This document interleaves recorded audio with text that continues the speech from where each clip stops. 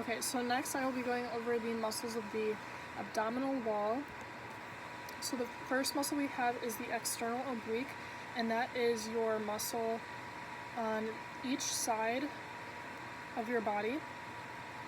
And this muscle is the outermost layer of your abdominal muscle, and it is used to flex and rotate your trunk.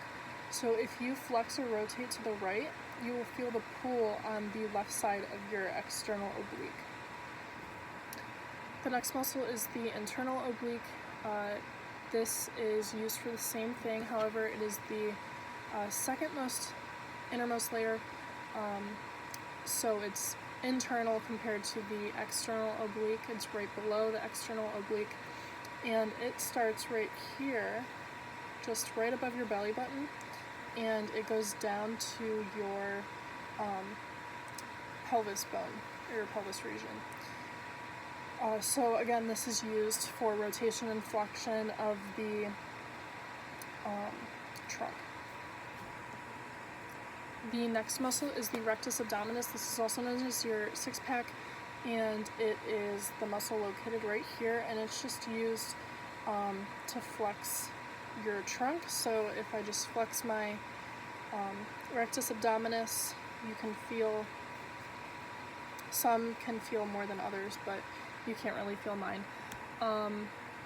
The transverse abdominis, that is also located in this area around your rectus abdominis, but it starts right here, and it kind of goes in a diamond shape, and it goes almost all the way down to your pelvic region, but this is the third most inner layer, so it's below the internal oblique, and this is used for compression of the abdomen.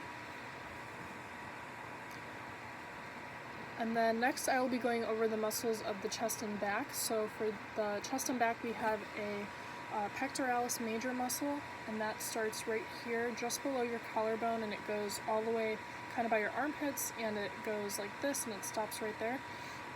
And this is used for shoulder adduction. So if you go like this, you should be able to feel it. So your arm is going closer to your body, that's adduction. And then we have the pectoralis minor, and that is a smaller muscle located on each side. It kind of starts right here, and then it goes down on the sides of your chest, and it stops kind of right here. And that's used for protraction of the scapula. So if you kind of push your shoulders forward, you can feel that muscle kind of poke out, like right here.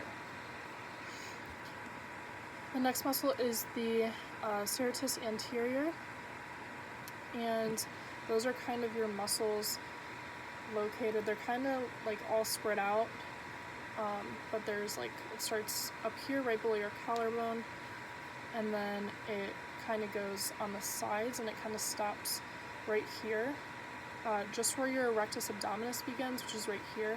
It kind of stops where that begins. So that is used for, again, scapular protraction, and then downward and upward rotation of the scapula. So again, if I just protract my shoulders, you can kind of feel, you can't really feel this muscle, but it is located right here. And then the next muscle is the external intercostals. Those are located right here. Again, your collarbone is right here. It kind of starts right below your collarbone. And these are the muscles. So if I just take my fingers, each finger represents like a part of the muscle. And this is just used for elevation of your ribs when you breathe. So breathing in and out, that's what those muscles help with. And then lastly, we have the erector spinae, and that is your like your spinal muscles. It does divide into smaller parts, but this is like the overall muscle, and it kind of starts all right here, and it goes all the way down.